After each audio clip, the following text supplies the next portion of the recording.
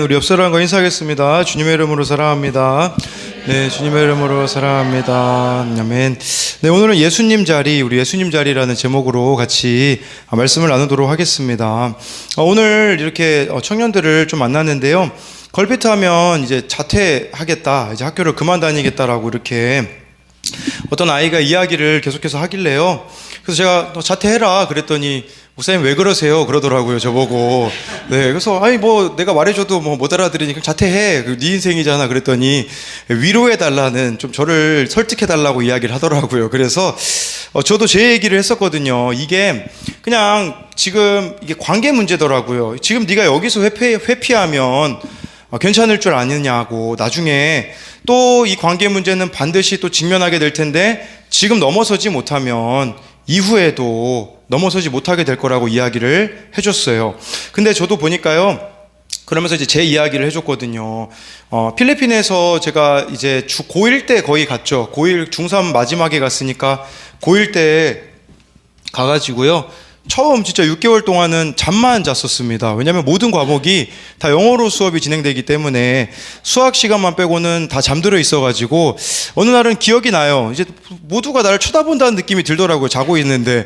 근데 제가 마침 딱 그때 침을 흘리고 있었거든요. 그래서 모든 사람이 제가 침 흘리는 모습도 볼 정도로, 아니, 한국에서는 그럴 일이 없는데 거기서는 모든 과목이 영어로 진행되니 알아들을 수도 없고 하다 보니까 그런 모습이 있더라고요. 그러다가 이제 첫 학기에 낙제되는 과목만 3과목이 있었거든요. 근데 그 시간을 견딘 게 지금까지 어떤 일을 하든지 필리핀에서 내가 견딘 시간이 있기 때문에, 사실 뭐 제가 영어 교육과 나왔는데 지금 목사하고 있잖아요. 영어 교육과랑 목사랑 그렇게 큰 관계가 저는 없다고 생각을 하거든요. 근데 영어 교육과를 나온 게 중요한 게 아니라 거기서 제가 회피하지 않고 직면한 것이 지금 제 삶에 있어서도 어떤 문제가 있을 때 그때 내가 잘 직면해 둔 게 참 지금도 좋은 역할을 하고 있다라고 이야기를 그 친구에게 해주게 되었어요. 그렇기에 네가 진짜 그렇게 자퇴하고 싶다면 이 한 학기만 해보고 자퇴하라고, 아직 학교 간 지 일주일밖에 안 되는데 무슨 자퇴냐라고 이런 이야기를 해 주었습니다. 참, 우리도 오늘 우리가 다루려고 하고 있는 말씀은 마태복음 23장 1절부터 12절까지 말씀인데요. 1절 말씀을 우리가 좀 봤으면 좋겠습니다. 우리 1절입니다. 시작. 이에 예수께서 무리와 제자들에게 말씀하여 이르시되, 이해라고 말씀이 시작되지 않습니까? 이해라고 시작된다는 것은 그 앞에 내용하고도 연결이 있다라는 말씀입니다. 그래서 저는 이 말씀이 그 앞에 내용, 마태복음 22장 41절과 41절부터 46절까지 연결되어 있다라고 보게 되어지더라고요. 왜 그러냐면 마태복음 23장도 서기관과 바리새인을 향해 있고요. 마태복음 22장 41절 한번 읽어볼까요? 시작. 바리새인들이 모였을 때에 예수께서 그들에게 물으시되, 동일한 대상을 향하여서 예수님께서 말씀하시고 있기 때문에 저는 이 마태복음 22장 41절부터 23장하고 연결되어 있다라고. 원래 성경이 장절이 없었거든요. 장절이 나눠진 것은 그렇게 오래되지 않았거든요. 그런 관점에서 보자면 연결되어 있는 말씀이라고 볼 수가 있습니다. 제일 제가 주목했던 말씀은요, 마태복음 22장 43, 44절이거든요. 우리 같이 읽어보도록 하겠습니다. 시작.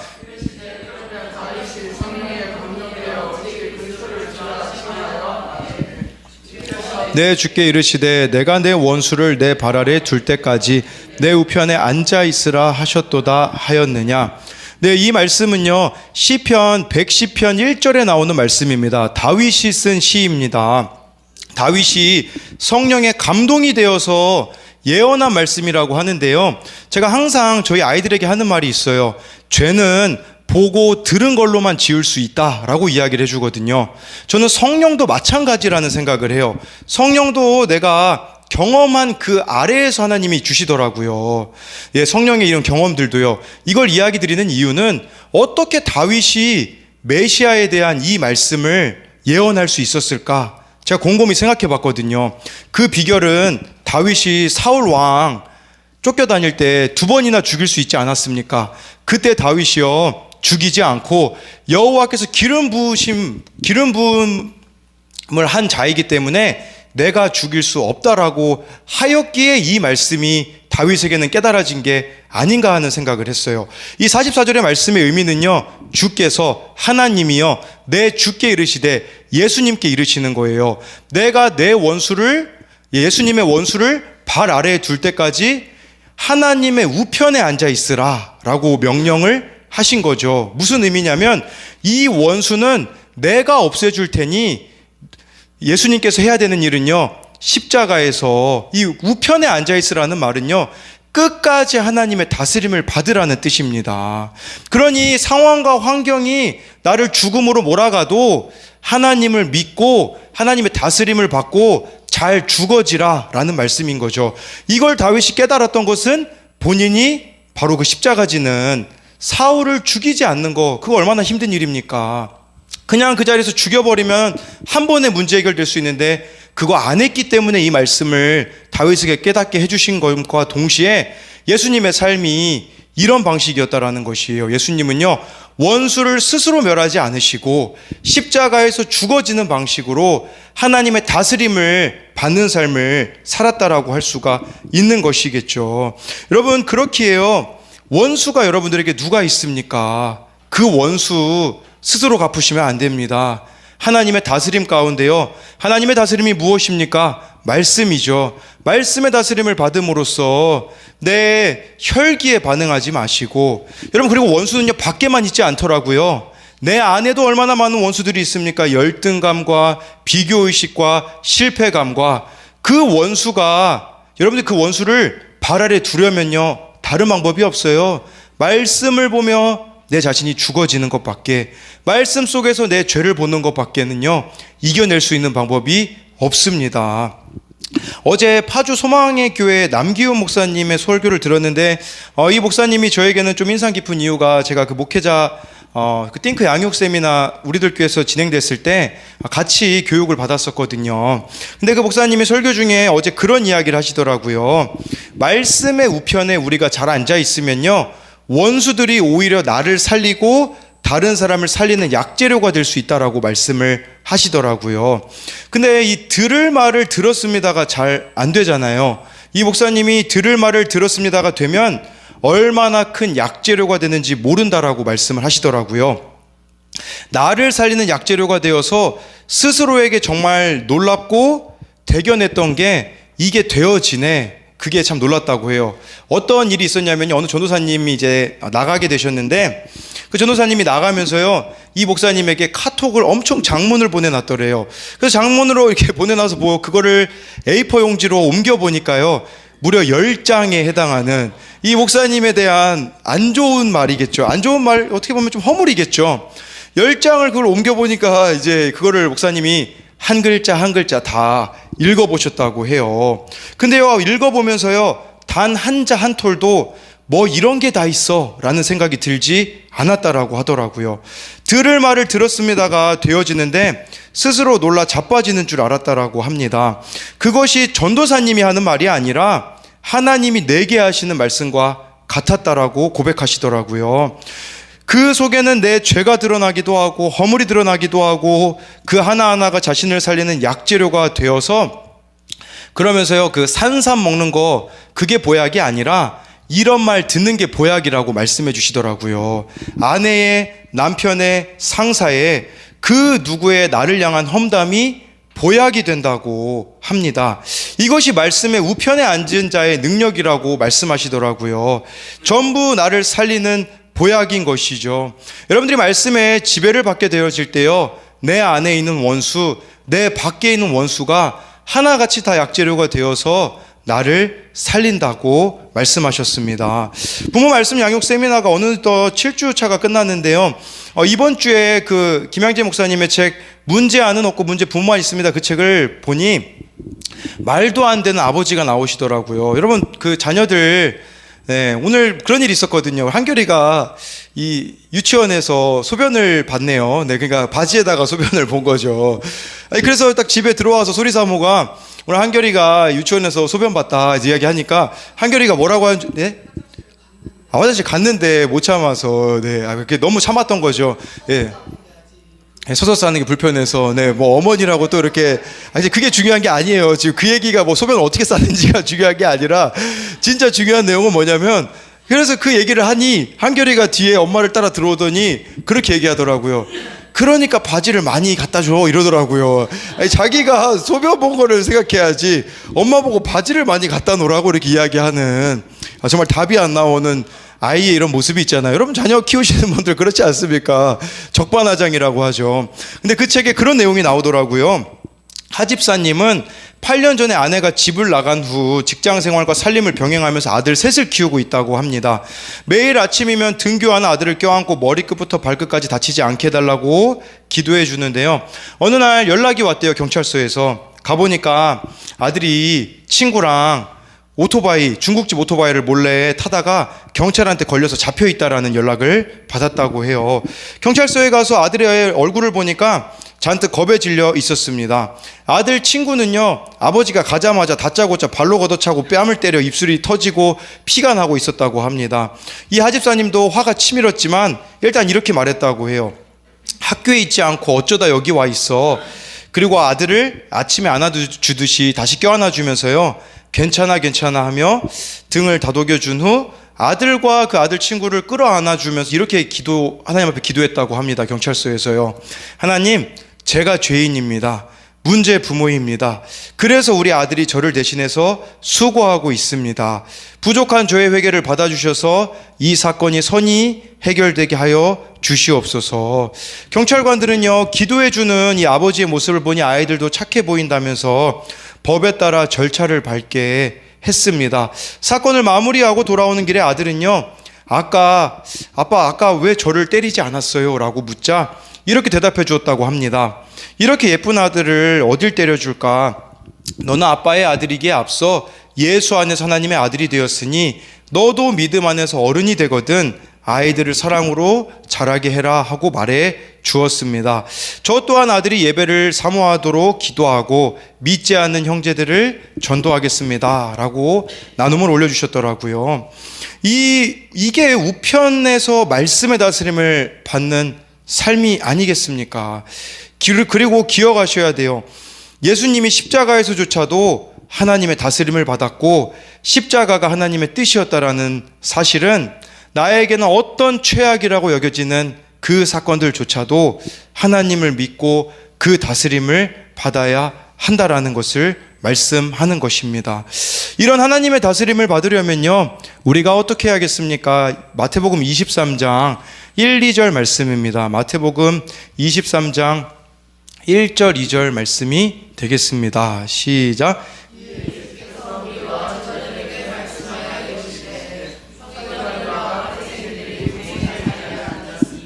네, 이 말씀 보니까요, 서기관들과 바리새인은 모세의 자리에 앉았다라고 말씀해주고 있습니다. 여러분, 이 하나님의 다스림을 받으려면요, 모세의 자리를 내어 놓으셔야 합니다. 제가 그 이스라엘에 가본 적이 있는데요, 회당이 있었던 장소를 가보니까요, 돌 의자 같은 게 있더라고요. 그 돌 의자가 무엇인가 보니까 모세의 자리라고 하더라고요. 모세의 자리는요, 그 당시 그 회당에 오는 유대인들을 가르치는 서기관이나 바리새인들이요, 거기 앉아가지고 사람들을 가르친 자리가 모세의 자리입니다. 처음에 이 자리는요, 다른 의미가 없었습니다. 하나님의 말씀을 잘 전하는 곳에 있었으나, 근데 그 자리에 사람들이 앉다 보니까 어떻게 되냐면 가르치는 것만 좋아하게 되어지고 자기가 높아지게 되었고요, 그 자리는 사람들에게 인정받는 자리가 되어 버렸습니다. 여러분, 하나님의 다스림을 받는다는 것은요, 높아져 있는 그 모든 것들이 낮춰져야 한다라는 사실입니다. 여러분, 말씀이 들려지고 있습니까? 지금 나에게 말씀이 안 들려지고 있다라면 내 삶에 높아져 있는 것들이 있기 때문에 들려지지가 않는 것을 기억하셔야 한다라는 것이죠. 그랬을 때 이 자신들이 인정받는 자리가 되어 버렸기에 제가 오늘 말씀 자리를 모세의 자리가 아니라 예수님 자리로 둔 이유는, 예수님의 자리는 모세의 자리와는 다릅니다. 어떤 자리겠습니까? 아까 우리가 읽은 11절 12절 말씀인데요, 같이 읽어보도록 하겠습니다. 시작.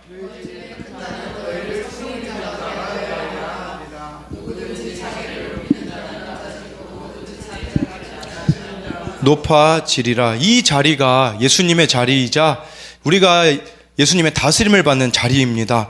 큰 자는요, 섬기는 자가 되어야 된다라고 말씀하시면서 자기를 높이는 자는 낮아지고 자기를 낮추는 자는 높아진다. 오늘 새벽 큐티에도 말씀드렸지만 가장 큰 섬김은 무엇인 줄 아십니까?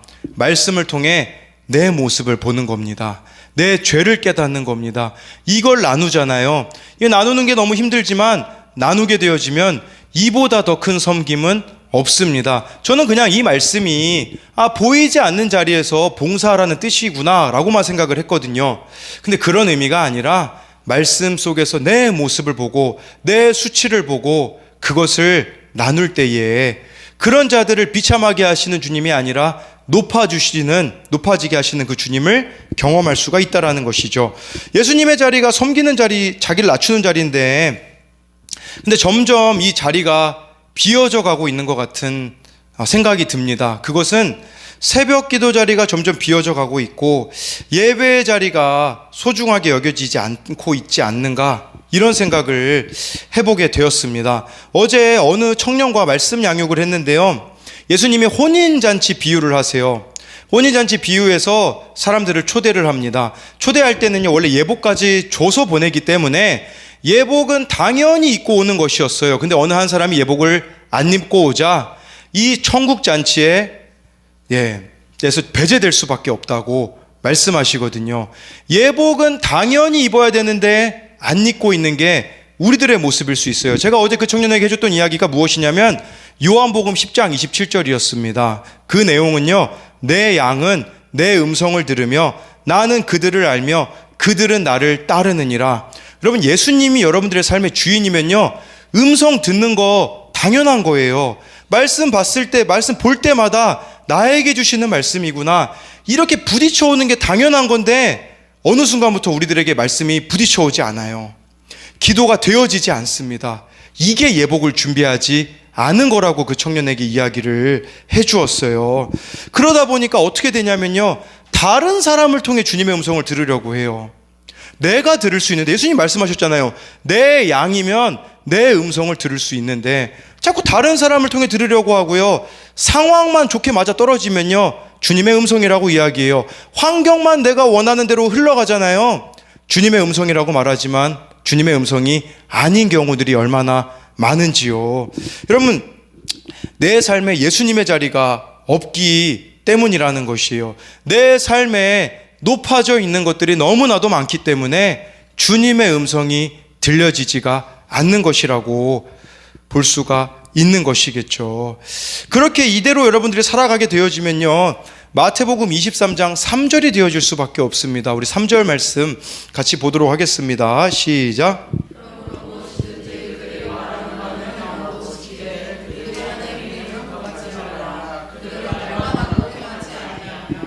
이렇게 돼버리는 거예요.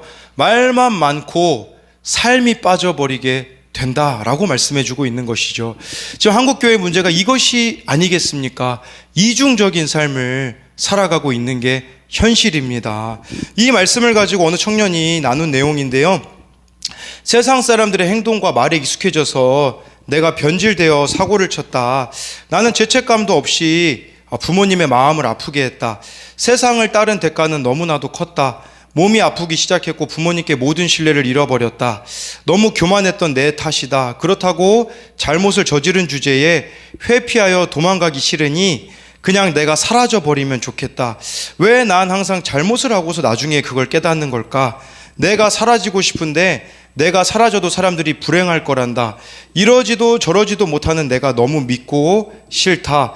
오늘 말씀 양육을 하는데 문득 내가 언제부터 외롭다라는 이유로 죄를 짓고도 죄책감을 갖지 않았는지를 생각해 봤는데 생각조차 나지 않았다. 회개하자. 지금도 늦지 않았다. 그저 주님 앞으로 나아가 다시 하나님께로 돌아가면 된다고 했다. 하나님께로 돌아갈래요. 사랑해요. 라고 이런 나눔을 올려주었더라고요. 저는 이 고백이 너무 귀하다는 생각이 들더라고요. 왜 그러냐면 십자가 앞에서 적어도 이 청년은 자신의 모습이 어떠한지를 알고 있거든요. 자기 죄를 볼 수 있는 눈이 있거든요. 우리의 모습은 어떠합니까? 정말 이 십자가 앞에서 나의 모습이 보여지고 있습니까? 저와 여러분들이 다시 하나님께로 돌아갔으면 좋겠습니다. 인생에 예수님의 자리를 만드셔야 해요. 기도의 자리, 말씀 묵상의 자리, 예배의 자리, 그 후에 십자가 지는 순종의 자리를 만들면요, 모든 사건이 구속사가 됩니다. 이 구속사가 뭔지 찾아봤거든요. 세상사가 있고 구속사가 있어요. 세상사는 세상 사람들이 옳고 그름으로 판단하는 관점이 세상사라면, 구속사는요 이런 거라고 하더라고요. 구속사는요, 말씀을 통해 모든 사건을 구원을 위해 하나님의 계획이 있음을 깨닫고 하나님의 관점에서 해석하고 주님의 뜻을 묵상하며 어떤 사건이 와도 하나님이 나를 사랑하신다는 뜻을 알고 해석하는 것이 구속사예요. 여러분, 우리에게 사건이 찾아와요. 근데 그건 하나님이 여러분들을 미워서 주시는 사건이 아니라 예복을 입지 않고 있기에, 내가 이 예복을 끝까지 안 입으면 지옥에 가기 때문에 사건을 주심으로써 돌이키라고 우리에게 주시는데, 문제는 내 모습이 안 보이니 그 사건이 찾아왔을 때 우리는 주님을 향하여서 이렇게 외쳐야 되잖아요. 하나님 어디 계세요? 어디 계세요가 아니라 내가 하나님을 떠나 있던 그 모습이 보여져야 한다라는 것입니다. 오늘 그 유키즈 온 더 블럭이라는 TV 프로그램에 추성훈 선수가 나온 영상을 봤는데요, 14년간 이 추성훈 선수를 도발한 선수가 있었다고 합니다. 아오키 시냐라는 선수였는데 끊임없이 막 추성훈 보고 한판 붙자고, 근데 체급이 안 맞다 보니 붙을 수가 없는 거죠. 추성훈 선수가요, 그 선수랑 붙으려고 90kg에서 77kg까지 감량을 했다고 하더라고요. 주변 사람들이 다 그렇게 이야기했대요. 99%는 추성훈 선수가 질 거라고 이야기를 했다고 합니다. 심지어요, 트레이너도 친구도 무조건 진다라고 반대를 했다고 해요. 본인만 이긴다는 생각을 했다고 하는데, 이 추성훈 선수가 왜 그 대회를 나가게 되냐면요, 다른 것 때문이 아니라 아버지가 항상 이렇게 말씀하셨대요. 어려운 길을 선택하라고 했다고 하더라고요. 그 선수에게 잡히면요, 90% 이상이 다 경기에서 질 수밖에 없는데 1라운드에서 추성훈 선수가 그 선수에게 잡히게 돼요. 점점 호흡이 끊어지는 거를 경험했다고 하더라고요. 근데 여기서 그냥 포기해버릴 수가 없어서 마음속으로 이런 생각이 들었다고 하더라고요. 그냥 기절해버려야겠다. 여기서 호흡이 끊어져가지고 기절하면 그래도 사람들이 최선을 다했다라고 생각할 테니 기절해야겠다라고 하면서 참고 있는데요, 갑자기 그 경기장에서 관중들의 목소리가 들렸다고 하더라고요. 이 추성훈 선수를 응원하는 그 목소리가 크게 들리자 일어나게 되었고, 결국 나중에 그 경기에서 이기게 되었다라고 하더라고요. 언제 은퇴할 겁니까? 라고 묻자 지금 그의 나이는 올해 49살이고 만으로 48살이거든요. 은퇴를 해도 전혀 이상하지 않는데 왜 은퇴를 안 하고 있느냐라고 묻자 이렇게 이야기하더라고요. 딸이 있는데 이 딸에게요, 열심히 하는 모습을 보여주고 싶다고 하더라고요. 딸에게 말로만 포기하지 말라고 하는 게 아니라 아빠가 포기하지 않고 열심히 살아낸 모습을 보여줌으로써 그 딸이 20대가 되고 30대가 되고 나중에 아버지의 그 영상을 보게 될 텐데, 그때 우리 아버지는 말로만 열심히 살라고 한 게 아니라 실제로 열심히 사셨구나, 이걸 자녀에게 보여주기 위해서 50대까지 격투기 선수로 활동하고 싶다고 하더라고요. 저는 거기에 모든 우리들이 걸어가야 될 모습이 나와 있다고 생각을 해요. 추성훈 선수 아버지가 말씀하신 것처럼 어려운 길을 선택하라, 이거 우리에게 예수님이 하신 말씀 아닌가요? 좁은 문, 좁은 길로 들어가라고 말씀하시는 그 예수님 말씀을 따라야 되는 게 우리의 모습인 것이고, 그리고요, 추성훈 선수가 자기 딸에게 열심히 사는 모습을 보여주는 거, 우리가 말로만 이 자녀들에게 예수님 믿으라고 하는 게 아니라 내가 삶으로 예수님을 살아낸 그 흔적을 보여줘야 되는 것이 우리들의 모습이 아닌가라는 생각을 해보게 되었습니다. 왜 나의 자녀들은, 왜 내 주변에 있는 사람들은 예수님을 안 믿습니까? 이 3절 말씀에 걸리기 때문이에요. 말만 하고 행하지 아니하기에 예수님이 매력적이지 않는 것이 아니겠습니까? 오늘 우리 청년 중에요, 그 슈퍼 그 슈퍼모델이 아닌 그 패션 모델로 활동하고 있거든요. 서울 패션위크에 자기가 나온다고 해서 영상을 보라고 저희 청년들 카톡방에다 올렸더라고요. 근데 그 영상을 제가 어떻게 그 막 몇 시간 진행되는데 다 볼 수 있겠습니까? 이제 그 영상을 제가 한 오후 5시쯤에 우리 청년을 찾아보려고 돌려보기 시작했어요. 근데 뭐 이렇게 한 명 한 명 나오는 거는 못 보겠더라고요. 중간에 우르르 막 한 줄로 모델들이 다 나오더라고요. 한 명씩 이렇게 돌고서는 마지막에는 다 같이 나오잖아요. 근데요, 핸드폰으로 봤거든요. 핸드폰으로 봤으니 얼마나 그게 작아요. 근데 딱 영상을 보는데 우리 청년 뒷모습 봤거든요. 뒷모습 봤는데 알겠더라고요. 아, 얘가 우리 애다. 그래가지고 제가 영상을 다시 뒤로 돌아서 그 옷 입은 사람을 찾아봤거든요. 진짜 우리 청년이더라고요. 그 많은 사람 중에 우리 청년은 뒷모습만 봐도 제가 알겠더라고요. 이걸 보면서 제가 무슨 생각을 하게 됐냐면, 우리 주님도 이렇게 우리를 바라보고 계시지 않을까, 이런 생각을 해보게 되더라고요. 여러분, 아까 구속사가 어떤 사건이 와도 하나님이 나를 사랑하신다라는 뜻이라고 했잖아요. 딱 하나님이 우리를 보시는 시선이 이렇겠구나라는 생각이 들었어요. 모델로 영광스러운 자리에 있을 때도 나를 주목해서 보시겠지만, 내가 초라할 때에, 내가 고통으로 신음하고 있을 그때에 어찌 우리 하나님께서 가만히 보고 계시겠습니까? 그냥 보고 계시지 않았다라는 게 성경에 나와 있어요. 스데반 집사님이요, 순교할 때 예수님께서 보좌 우편에서 서 계셨다고 말씀하고 있어요. 평소에 보좌 우편에 앉아 계시는 분이 예수님인데, 스데반 집사님이 가장 크게 고통 가운데 있을 때, 가장 큰 어려움 당할 때 우리 주님은 보좌 우편에 서서 영접할 준비를 하고 계셨다 말씀하고 있지 않습니까? 그렇기에 인생이 힘들다고 말만 하지 마시고, 그때 나를 영접해 주시는 예수님 앞에 오셔서 엎드려야 돼요. 힘들다라고만 말하는 건 핑계예요. 제가 항상 청년들에게 하는 말이 그거예요. 너 힘들다고만 하지 마라. 진짜 힘들면 새벽 나와서 부르짖어 봐. 제가 보면요, 한 두세 달만 부르짖기만 해도요, 해결될 문제들이거든요. 그걸 안 하는 사람이 너무 많아요. 주님 앞에 엎드리지 않으니, 해결이 되어지지 않으니 그대로 그냥 살아가는 일들이 얼마나 많이 있습니까? 그게 아니라 서서 나를 영접해 주시는 그분 앞에 엎드리셔야 합니다. 그럴 때에 모든 사건을 주님이 풀어주시는 거예요. 해결해 주시는 거예요. 인도해 주시는 거예요. 내가 하려고 하니 번아웃이 찾아오고, 내가 하려고 하니 실패감밖에 남은 게 더 있겠습니까? 제가 요새 누리는 이 자유함은 그거예요. 옛날엔 제가 다 하려고 했어요. 밤 10시가 되면 애들 누가 불러도 막 나가가지고 만났어요. 이제 안 만납니다. 왜 안 만나냐면 하나님을 믿어요. 하나님의 질서를 믿어요. 하나님의 말씀을 믿어요. 그렇기 때문에 내가 앞서서 행하지 않아요. 그 아이 자살하나요? 자살 안 합니다. 왜 그러냐면 하나님을 제가 믿기에, 내가 할 수 없는 일들 하나님 앞에 맡겨드리며, 내가 할 수 있는 일은, 그렇다고 제가 가만히 있을까요? 가만히 그냥 쿨쿨 잘까요? 아니에요. 그때 주님 앞에 엎드리는 거예요. 주님, 이 아이가 지금 힘들다고 합니다. 어떻게 해야 될까요? 그냥 그 십자가 앞에 엎드려만 있잖아요. 해결돼 있어요.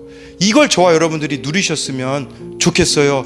예수님 앞에 엎드림으로써, 그 십자가 앞에 엎드림으로 나의 죄를 보게 되어지며 내 모습을 보게 되어질 때에, 그 어떤 고통의 사건이라고 할지라도 우리 주님께서는 그 사건을 약재료로, 다른 사람을 살리는 도구로 삼아 주실 것을 믿습니다. 그렇기에 정말 저와 여러분들이 예수님 앞에 나와 엎드리는 자들이 되기를 소망합니다.